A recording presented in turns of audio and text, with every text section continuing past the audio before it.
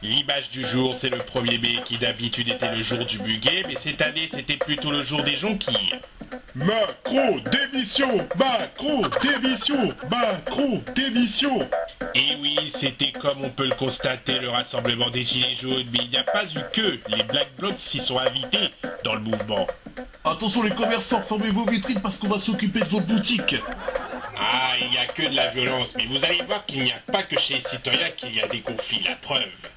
Où est passé Bourdon sans peluche? Et vous tapez le fusil, voici. Je ne sais pas et je ne chercherai pas tant que je n'aurai pas retrouvé Bourdon sans peluche. Moi aussi je ne chercherai rien. Ça chauffe, c'est la crise, il faut faire quelque chose. Vous regardez trop la télévision, bonsoir.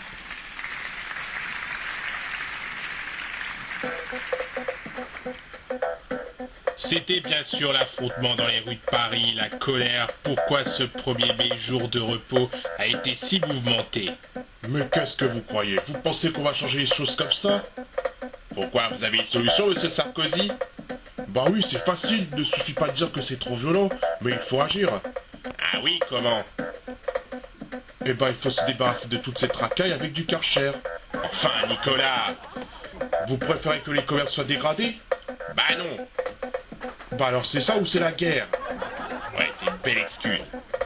Rappelons qu'il y a un an, c'était l'affaire Alexandre Benalla qui a commencé à éclater. Rappelons-le, il avait violenté un couple de manifestants, ce qui a fait un grand bruit en juillet dernier.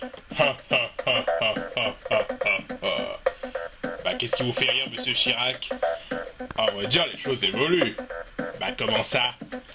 Eh ben, on remarque que beaucoup de personnes dans le milieu politique sont impactées par des affaires.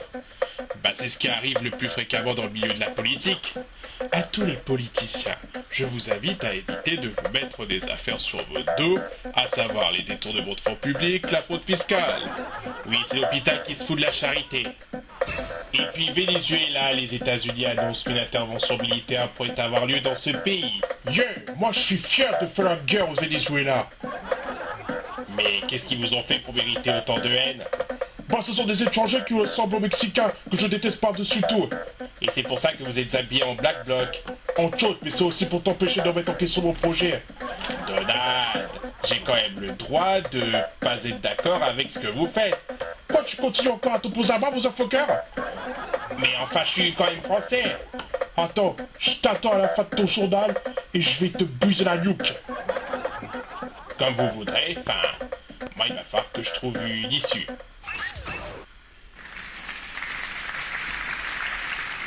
Voilà, sans transition, pour sortir de l'univers des manifestations et des affrontements, nous allons parler cinéma, car aujourd'hui c'est le jour des sorties de films, donc je reçois François Cluzet. Bonsoir.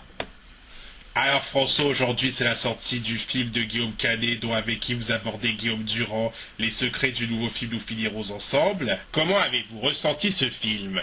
Bah, j'ai pas pu le voir puisque j'étais en tournage. Oui, mais vous avez peut-être des choses à dire sur le tournage, non? Attendez, vous êtes en train de dire que mon film est nul? Mais non, je voulais savoir comment vous étiez sur le tournage, est-ce qu'il n'y a pas eu de malentendu? Est-ce que vous pouvez me dire de quoi parle le film? Bah t'as qu'à aller le regarder au lieu de me faire chier.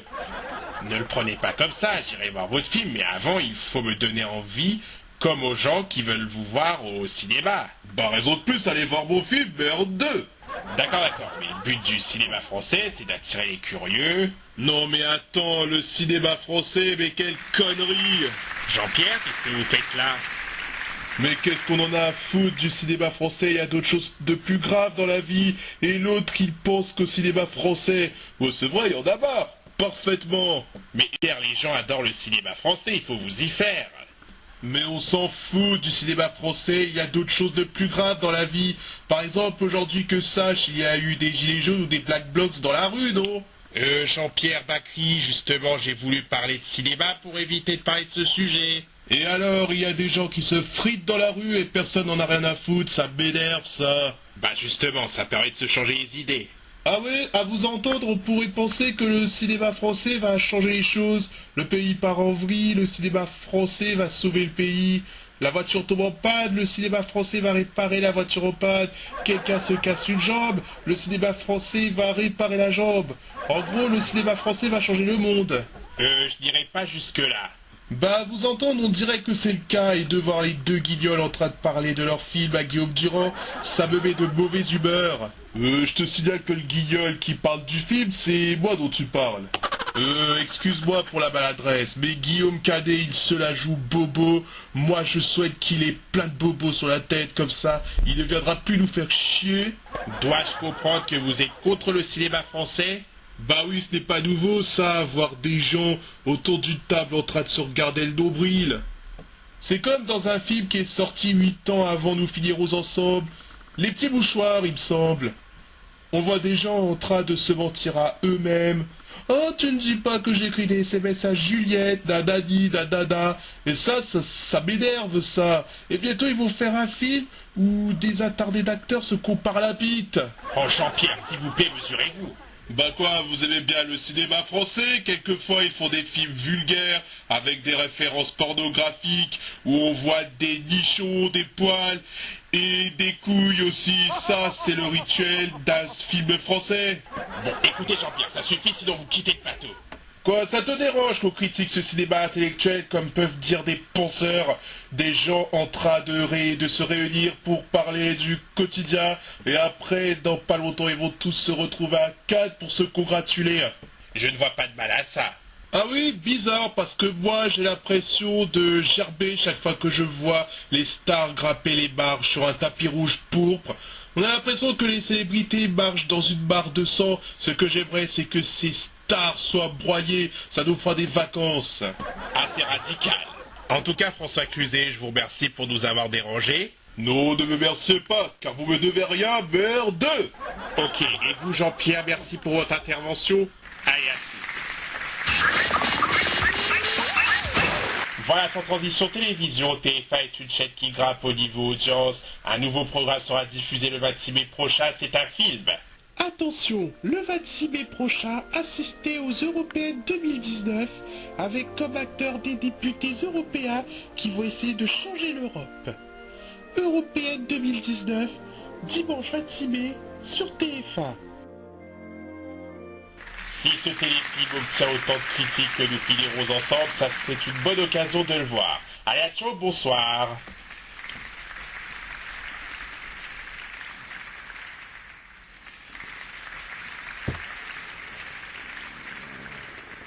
Voilà, c'était les Guignols, tous les jours à 19h50. Avec votre marionnette, François Cluzet, vous y attendez à vous voir en latex? Bah un peu, mais par contre c'est une surprise d'être aux côtés de la marionnette de Jean-Pierre Bacri. Oui, parce que lui aussi joue des rôles de grincheux. On aurait peut-être dû le prendre dans d'autres films, il y aurait de la concurrence. Sans doute. C'est fou comme vous vous ressemblez un peu. Oh, quand même pas. Non, parce que je regardais des photos de François plus jeune et je trouve qu'il y a une petite ressemblance, je sais pas. Ça se trouve, je suis un de ses ancêtres. À vérifier. Philippe Vandel est sur le plateau, bonsoir. Bonsoir Guillaume. Je vais commencer par les sorties de films au cinéma. Ah, aujourd'hui c'était la sortie de votre film Nous finirons ensemble. Mais le mercredi d'il y a une semaine, j'étais dans un cinéma à Paris le jour des sorties de films et j'ai posé la question, pourquoi allez-vous au cinéma et qu'attendez-vous du film? Excusez-moi, pourquoi allez-vous au cinéma et qu'attendez-vous du film? Bah, je vais au cinéma pour me changer les idées et j'aimerais que le film me procure du bonheur, de la joie. Pourquoi allez-vous au cinéma et qu'attendez-vous du film? Bah on y va parce qu'on n'a pas cours et on veut se changer les idées. Bah ouais. Pourquoi allez-vous au cinéma et qu'attendez-vous du film? Bah pour voir un film que j'ai envie de voir et j'attends avoir du bonheur, de la joie, voire rigoler. Pourquoi allez-vous au cinéma et qu'attendez-vous du film? Désolé, je n'ai pas le temps de répondre à votre question, je vais rater ma séance. Non mais attendez, ça ne dure que 5 minutes. Bah raison de plus. Pourquoi allez-vous au cinéma et qu'attendez-vous du film? Oh, je vous reconnais. Vous êtes celui qui emmerde les gens avec des questions débiles. Alors laissez-moi tranquille et trouvez quelqu'un d'autre. S'il vous plaît, je vais vous demander d'aller ailleurs. Non mais attendez, écoutez-moi. Non, je vais vous demander d'aller ailleurs, sinon ça va mal se passer. Et oui, malheureusement, je n'ai pas pu continuer. Bah en même temps, vous posez une question farfelue alors que les gens allaient au cinéma. Oui, mais justement, c'était le seul moment où j'aurais pu avoir la réponse à ma question. En même temps, c'est une question particulière. Pourquoi va-t-on au cinéma? Bah tout simplement pour le plaisir. Aller au cinéma, c'est comme si on allait au foot ou au restaurant.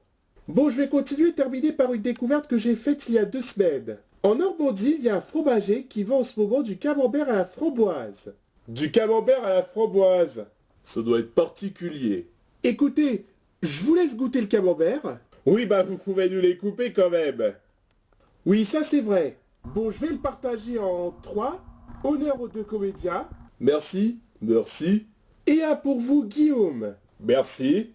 C'est assez particulier, mais c'est quand même original, voire délicieux. Vous trouvez ça délicieux? Je trouve ça âcre, du camembert mélangé avec de la framboise, quelque chose de sucré, je sais pas pourvu que je ne sois pas malade ce soir. Pourtant ce fromage a eu un succès. Oui, enfin, chacun ses goûts. Merci Philippe, au revoir, à demain. À demain Guillaume. Juste après la pub, le gros lot de Pierre-Ariel Wiesmann, à tout de suite.